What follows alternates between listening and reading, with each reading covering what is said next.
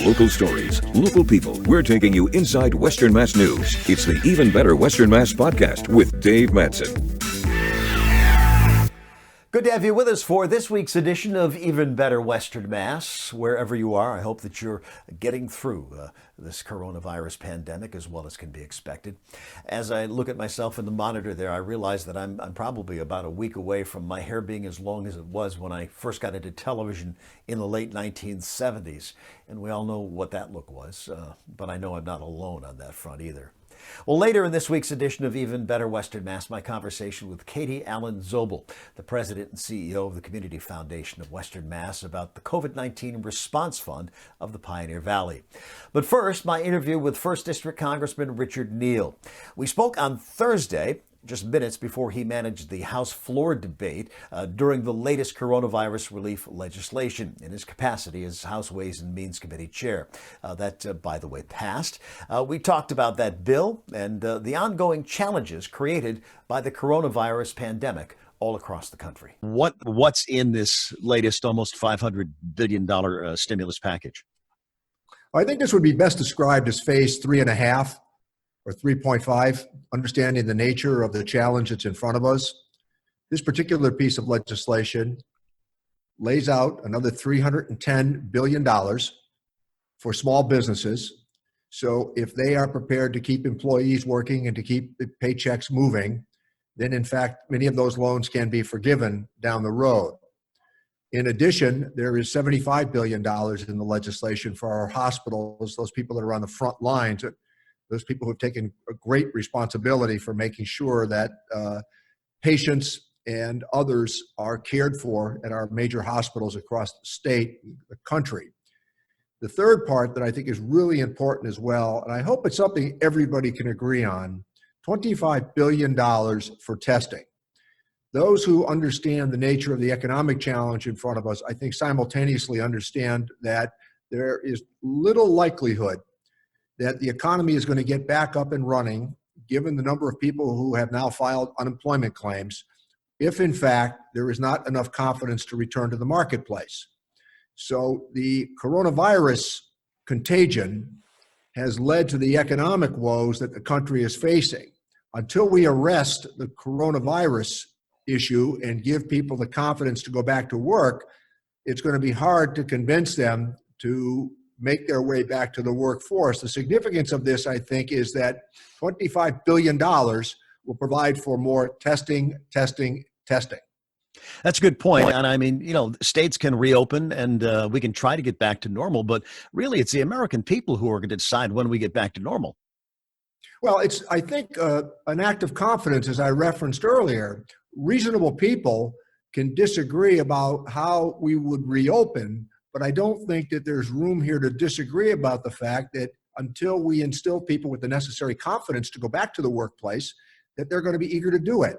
So I think that testing is about to become more and more a part of our lives as we go forward in coming months, if not years. And I would note that on my travels the other day to a business, one of the first things that happened when I walked through the door at the Hasbro facility in East Long Meadow, I had my temperature taken. And I think that more and more of that is going to be part of workplace development. Part of our new normal. The new normal.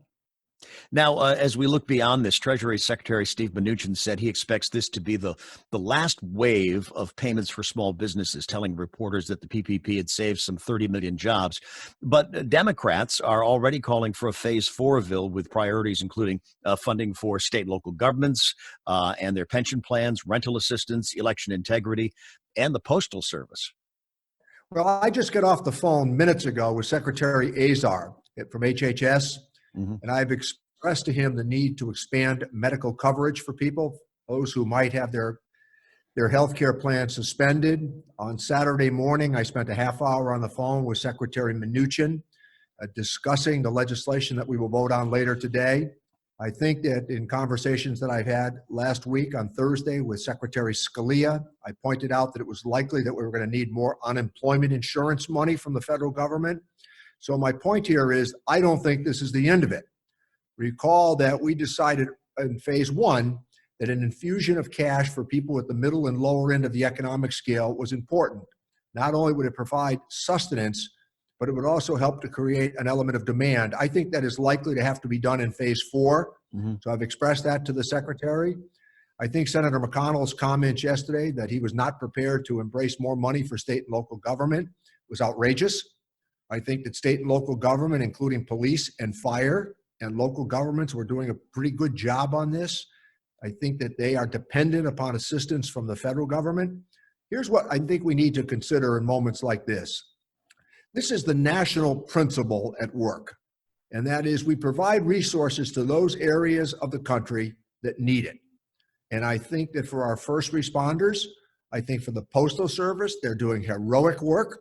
I think they are the individuals on the front lines, and this is a chance to rectify some of the challenges that they have, and we should proceed accordingly. I know part of McConnell's suggestion yesterday was that states go bankrupt. Well, I think that's ill-considered, and I don't know what evidence he would have based that statement on. I mean, I've talked to local officials, and most of them are up against it. And I understand in conversations I've had with Governor Baker almost daily, when you look at what's happened to the state in terms of having to bear their share of responsibility for unemployment compensation is one example, that they're going to need more cash assistance for people who actually were working a month ago, who are not now through no fault of their own. This is not about people who decided that they don't want to go to work. This is not about people who have, in fact, created fraud. This is not about malfeasance. This is about an international pandemic, and we need to respond accordingly. Now, the Washington Post reporting that about the growing concerns that any economic recovery later this year could prove short-lived because of the possible deadly resurgence of the coronavirus and a late spike in bankruptcies and defaults. Now, that's not a good combination at all. Well, it's not, but it goes back to the issue of confidence. And I think that some have described what we're doing today in phase 3.5 as really being stimulus. Actually, it's not. And I've had these discussions now over the last few weeks with members of the administration, outside advisors, and others. This should really be considered to be stability and relief. It will, however, hasten the opportunity for recovery if we treat this the correct way. So I think if we provide that safety net, and I think the best way to think of it is perhaps using the metaphor of the trampoline, that people hit the trampoline and then eventually bounce up because of the safety net. And my understanding is that once this next $350 billion get out the door, including relief for our hospitals, that will provide, I hope, a springboard for those businesses and employees who, again, through no fault of their own, have found themselves outside of the economic mainstream. Now, so I was reading this morning about the possible long-term impact on Social Security and Medicare benefits. The annual report released this week projecting Medicare to be insolvent in the next 6 years, and Social Security on track to no longer be able to pay full benefits starting in 2035. That is a startling projection for those of us who are now retired. Well, I don't think that you have to worry about it, to be candid with you. We've had challenges as it relates to Social Security and Medicare in the past that were more grave than the challenges that actuaries are pointing out now. I think you can say with great confidence that Medicare and Social Security are going to be there. And I certainly would not be part of any effort to curtail or draw back the benefits that we've guaranteed the American people. Social Security has worked well beyond what anybody ever imagined. It was the genius of Mr. Roosevelt's initiative in 1935, the idea being that in our youth we all pull the wagon because in our later years we might have to sit in the wagon. And I think the consequence of Social Security is a shared responsibility, as is Medicare, which has added life to years and years to life. But I am an ardent defender and champion of both initiatives, and I think the American people can afford them. I would say this in a short answer to your question, Dave. Always remember, you can outlive an annuity. You cannot outlive Social Security. That's good to know. Let me ask you this. You and I have talked about this through the years, too. I know there had been a lot of hope that the coronavirus pandemic would bring more cooperation between Republicans and Democrats. Is it happening? Have you seen? I know I've seen some of it. Yes. In fact, overwhelmingly, the House and the Senate, Republicans and Democrats have voted for these pieces of legislation. I think it's an underreported story. There will be, I'm sure, a couple of objectors today because they would hope, for obvious and good reason, that we might have done this or we might have done that. But I like to also point out the following reality. As Democrats, we control 1/2 of 1/3 of the federal government. There is a Senate that is led by a Republican majority. It requires a negotiation. The president is a Republican. And I have found in this instance here, working with the cabinet secretaries that I've just described earlier, that they have tried very hard to be helpful. And I think that even though there will be some words today that might be a bit challenging, they won't be incendiary. And I think that drawing down the temperature here is very important for the American family. Again, this is an international pandemic. It's about the national principle. As you look at this, as here we are in the 21st century, and with all the technology we have, and with all the medical research we have, and everything else, we have this coronavirus pandemic, really bringing everything around the world to a complete stop. I mean, in your wildest imagination, is this anything anybody could have foreseen? No, the last pandemic is 100 years old, and a part of it was described as the Spanish flu, and even looking back at the precautions that were taking into consideration at that time, they embraced social distancing. So I think that the pandemic that we're witnessing internationally is something that we did not pay a great deal of attention to across the globe, largely because we embraced the new normal. And we thought that normal meant that this would not happen again. So I think that the healthcare providers that are on the front lines, they're trying valiantly every day and every hour to make sure that the assistance is given to those who need it, but understanding that there ought to be a good lesson here for the world afterwards. And that is that even though the last pandemic took place 100 years ago, that we should be mindful that it lurks around the corner. On a personal, how are you dealing with this? I know you're a congressman now. You've been in office for 32 years, and you're a busy man. I mean, how's this impacted you? Well, first of all, that's why we count on guys like you, Dave, because you were in the news business for as long as I've been in the political business, and we depend on careerists at these moments for honest and factual answers and data, and people that have long experience, and understand that one of the most important things that we try to do now is resist emotion and embraced fact-based analysis through people like Dr. Fauci. So I'm here in Washington, getting ready to manage the debate on the House floor in a matter of minutes, and while simultaneously adhering to the social distancing requirements and suggestions that have been made by professionals. And my staff, I must tell you, they've come to work, and they've done a great job over these last weeks. And the public has been well represented. We're still answering phone calls. We're still addressing constituent issues. And the functions of government have to go on. If government's to be an essential service at moments like this, we need to be here. Too soon to figure out what the impact is this going to be on the 2020 election. How's this impacted your campaign for re-election? I mean, there's really not a lot you can do. I pretty much put the political events to the side. I'm concentrated almost exclusively on the pandemic.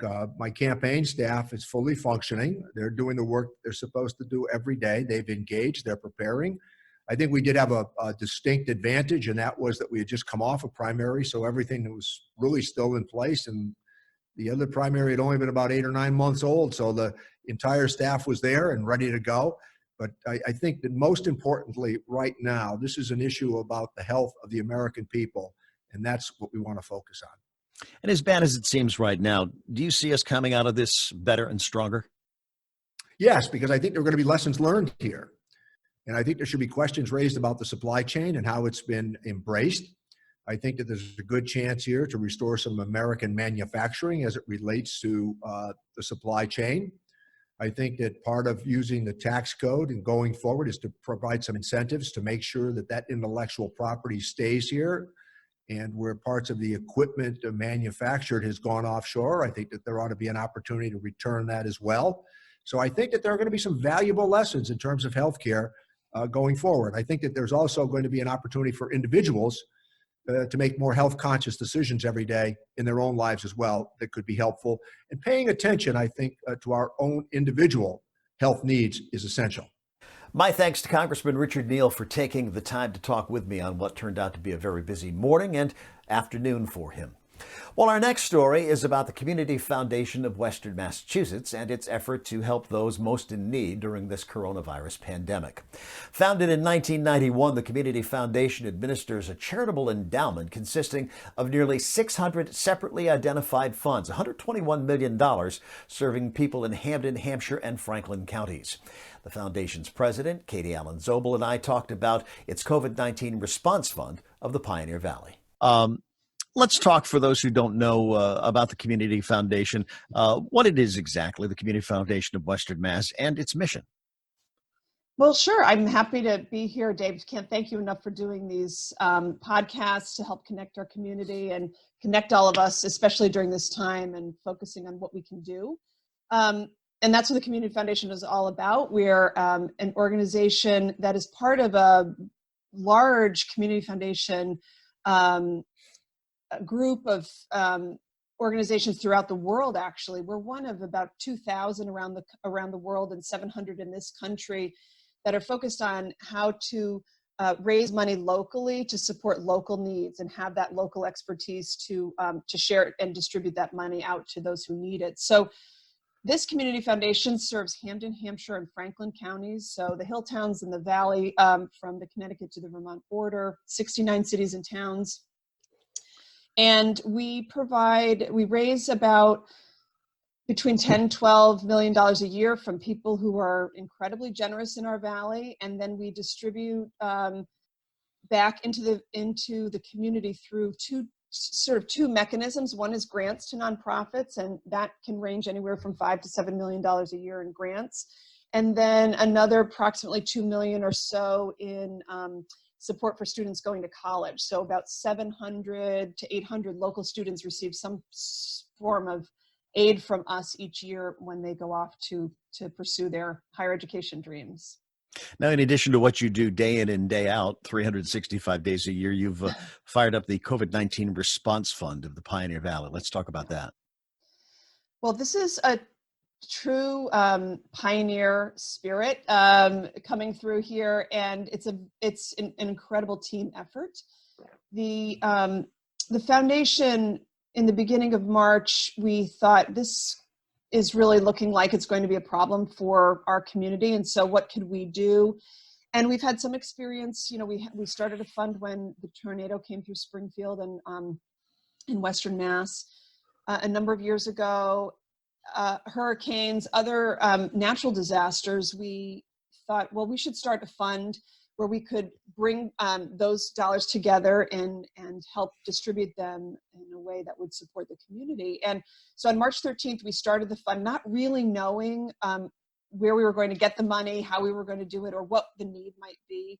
It became quickly apparent within the next 2 weeks, as we all know, how severe the needs in our region have become.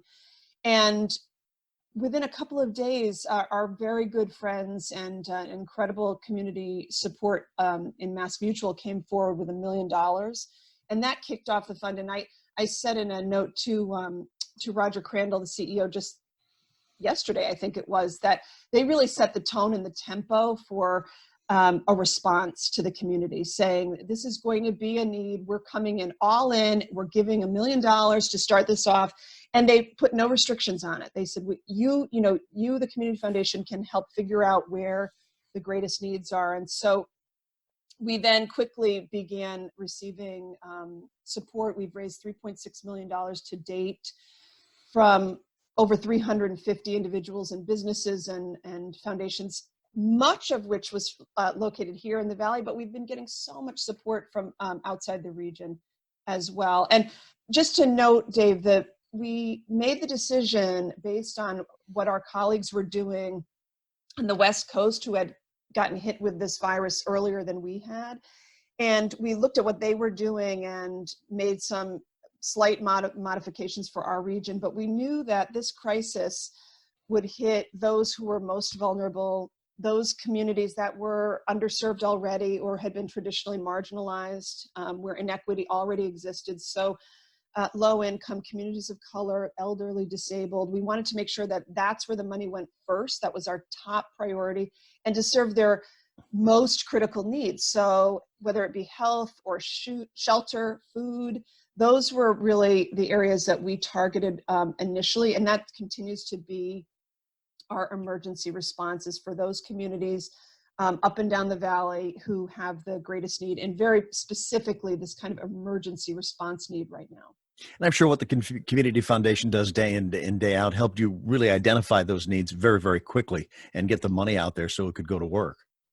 Well, that's the benefit of having 30 years of relationships with organizations who are incredibly committed and do excellent work up and down the valley. So, from the North Quabbin to Springfield, Holyoke, and everywhere in between, we had done work and partnered with organizations. We knew many of the organizations that were serving those populations we were prioritizing. And we knew how to reach ones that we didn't know. So we knew the networks and the coalitions, and they helped us introduce us to trusted organizations that were serving these populations. Now, as we look at this, there are, when there's, whether it's a hurricane or the tornado, that the damage has been done. All right, now it's time for to clean up and to try to get back on our feet. Is one of the problems with this COVID-19 pandemic that there's really no indication of when this is going to end. Yeah, that's been, I think, the hardest. The tornado is a perfect example. It comes through, you see the damage, and fairly quickly, not always, because there are effects that happen from those natural disasters that have economic implications, and they might not be visible, but you fairly quickly can get your hands around that in the first week or two or three. As we've seen with this pandemic, what we think we understand in this week changes in the next week. And so one of the benefits of having this fund set up in the way we did and being totally unrestricted and then giving grants to organizations without restriction is that they can make adjustments because it's so dynamic, it's changing all the time. And we're continuing to fundraise because we know that eventually the emergency response will begin to wane. We don't know when, though. And it's not, to me, right now, later in April, I would have thought we would have been nearing that end, and I don't see that in sight for weeks. And then comes this recovery period of how we sort of get ourselves back to work. How do we restructure our nonprofit organizations to continue to serve when they've been hit very hard?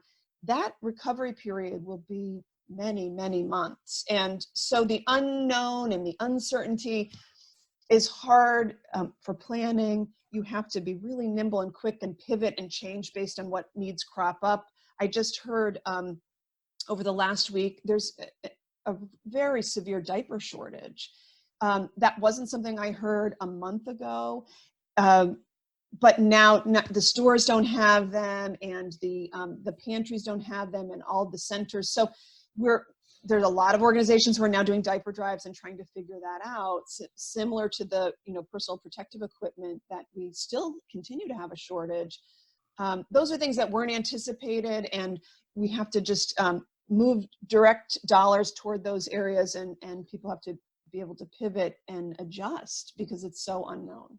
Now, you touched on it too, the potential domino effect of all this, of the number of small businesses and even some larger businesses who are hit by this, laying off workers, more people out of work. These organizations that would normally donate to the nonprofits around here are in a tougher position and may not be able to do that now. So that really stresses the need of the Community Foundation even more. Well, and I think what it stresses is that we can't think about this as one business. It can't just be Mass Mutual. It can't be just the state or the federal government. We have to really do this together. And I think, I started by saying this is a team effort, the team effort at the Community Foundation, but it's really a team effort to get our community back to the strength and maybe beyond the strength that it had before this hit.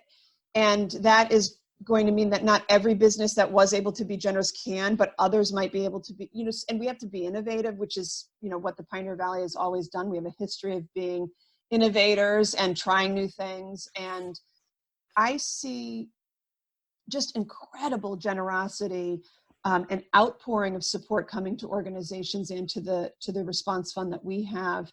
So I have a lot of hope that we're going to come out better than we were before, this community.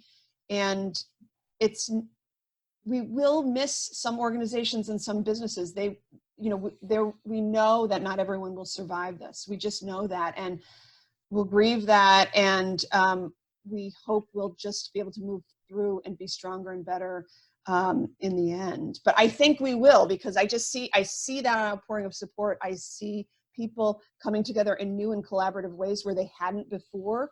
Necessity is the mother of all invention, and we are definitely seeing that right now. Sure. To me too, the other frightening aspect of this is, as far as the overall economy and business and jobs and everything, seemed to be cruising right along.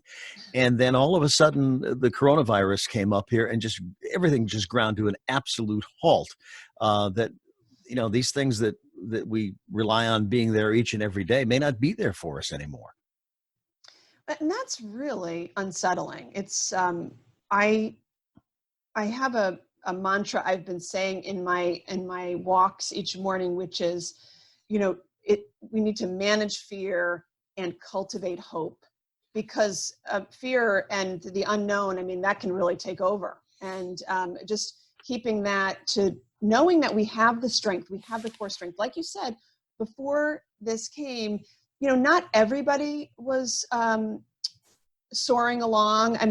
There's a lot of inequity in our communities across this country, sure. A lot of struggling people for sure, but we certainly were better in advance of this pandemic than we currently are. I just think what I'm seeing are such signs of hope that we will come out better and stronger, that people are learning so much through this and understanding where the inequities are, how to fill them. The fact that the governor's wife, Lauren Baker, and a number of her network friends and colleagues came together they have over $20 million in a statewide emergency response fund. And they're saying a lot of those dollars are being raised in Boston, where there's a lot of wealth, and they're not spending those dollars in Boston. They're making a very intentional decision to move those dollars around the communities that need it in order to balance out those inequities. So that wasn't a theme I had heard much before this pandemic. So that gives me great hope that we're going to see more of that. And the learning that we're doing through this really terrible time, I think will serve us well going forward. Now, you mentioned, of course, MassMutual and their $1 million donation to kick off the COVID-19 response fund to the Pioneer Valley. Mm-hmm. They're a major player here in Western Mass, but there are so many smaller businesses and companies that we really don't hear about who also give a lot of money too, don't they? Oh my gosh. We know that small businesses in Western Massachusetts are the heart and soul of our economy, and as well as the nonprofit sector. Our schools and hospitals and medical and the nonprofits really are the heart and soul as well. And those small businesses some of them are have changed all of the work that they're doing to produce personal protective equipment. Universal Plastics is doing that. Mm-hmm. There's some printing companies that are doing that, Cartamundi. There's so many businesses that are pivoting to support what we need now. And many of them are doing canned food drives, and many of them are making contributions to our response fund. We've had a number of businesses, the banks, everyone's sort of coming together doing their part. I've also seen an interesting phenomenon of we have a real need for meals and food for so many people, and our small business restaurants are having a tough time. And there are lots of efforts underway to marry those two and support by providing funding for those restaurants to produce the meals that they then give to organizations that are trying to feed those who don't have food. And that's a great example of a collaboration going on that's helping both entities, both the small business side as well as those who who are, with the food shortage are really missing out. And I know, too, this also speaks to the faith that these businesses, big and small, have in the community foundation, to know that when they give the money to you, you'll make sure that it goes where it's needed the most. Well, we do have that 30 years of experience to understand the community, but that's not enough. So we're doing a few other things to make sure that we are listening and understanding these changing needs. So one way is that we are totally tapping into our national network of community foundations, statewide networks of organizations that are doing surveys and collecting data that helps inform our decisions.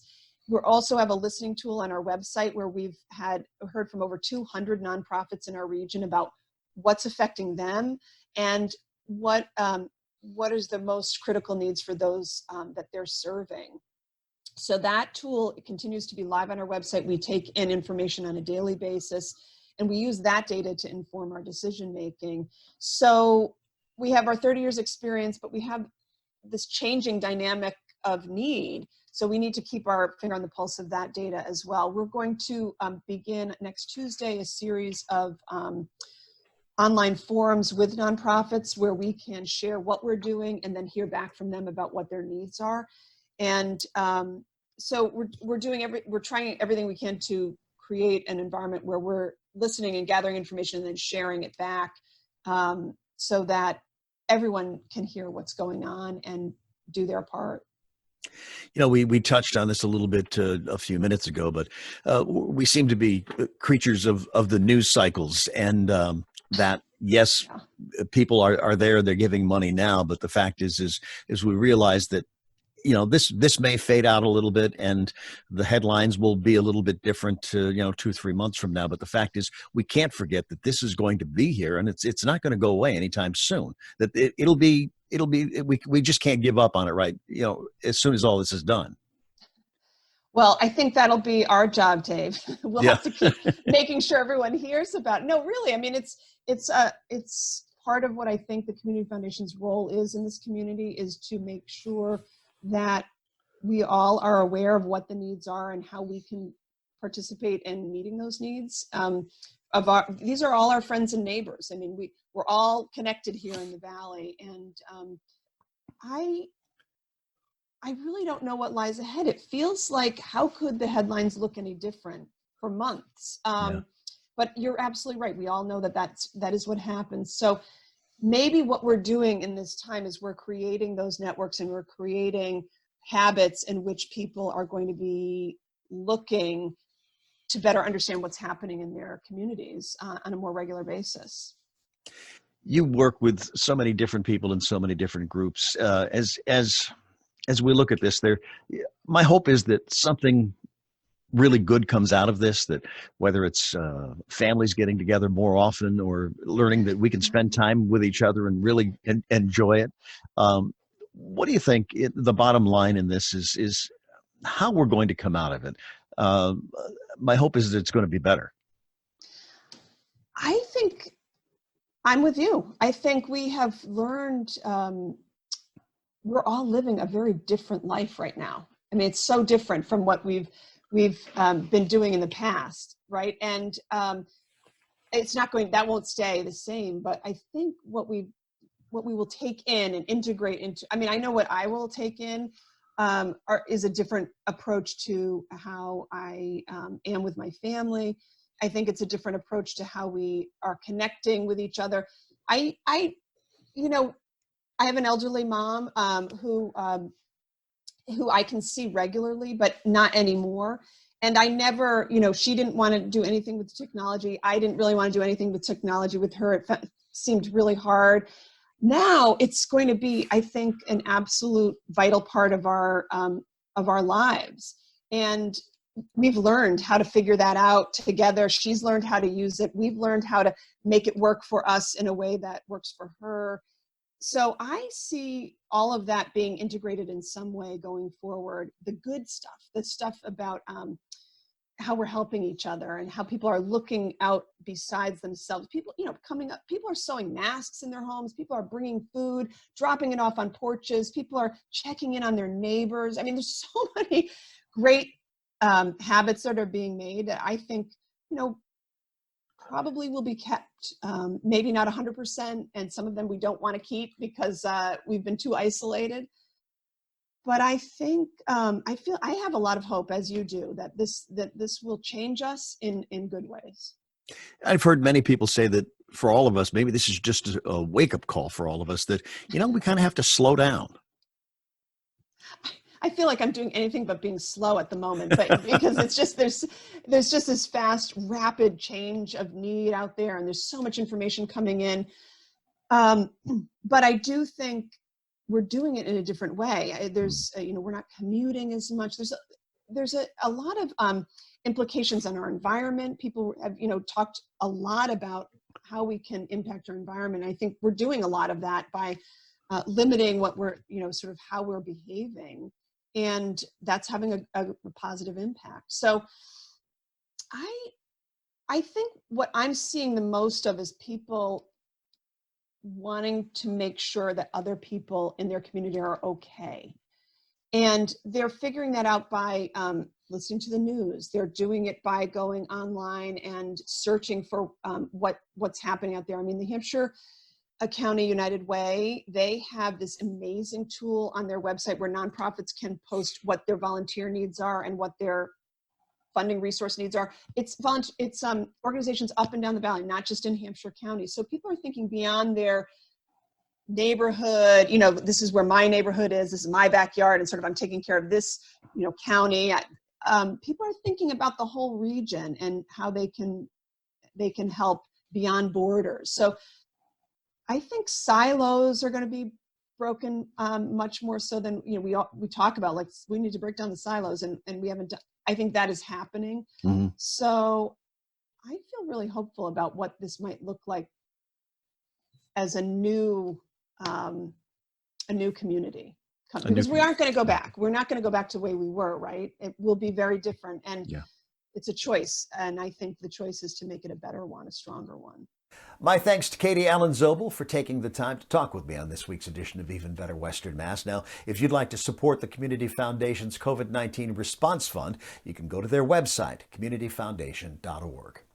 Couple of things before we wrap up this week. I happened to tune into The Daily Show on Comedy Central the other night. I think it was Tuesday night, and was pleasantly surprised to see this. All right, and finally, a heartwarming story out of Massachusetts. A chain of hospitals there has started a new tradition called a Code Rocky. And what that means is whenever a patient is discharged after being successfully treated for COVID-19, all available staff reports to the lobby, and they applaud the patient while they play them the theme song from the Rocky movies. And I don't care what anyone says, this is so great. Can you imagine they play the Rocky music? It's such an inspirational tune when you're getting out of the hospital, getting back into life. Daily Show host Trevor Noah with a shout out to our friends at Bay State Medical Center. Good to see. I also wanted to share this video posted on Facebook by Minnetonka Regional High School Principal Stephen Hale for his students. And it carried this message. We began this project with an idea, a message to our kids. Education is all about building connections and relationships. Although our buildings are closed, our connections remain.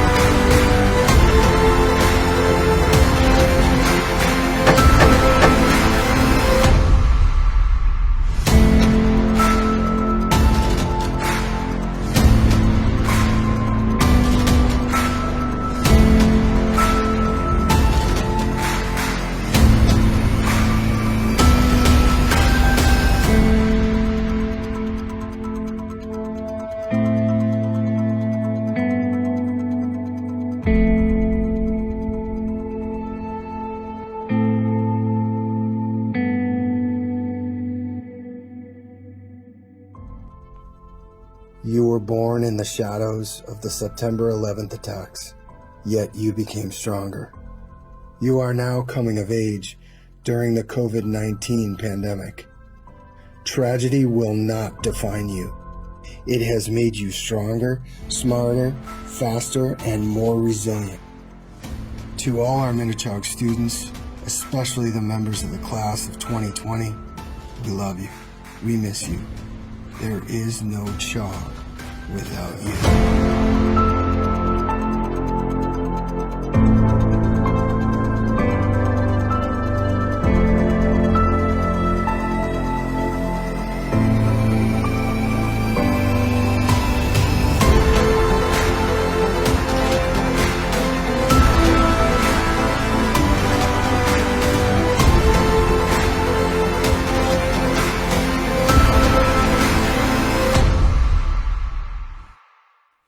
My thanks for watching or listening to this week's edition of Even Better Western Mass.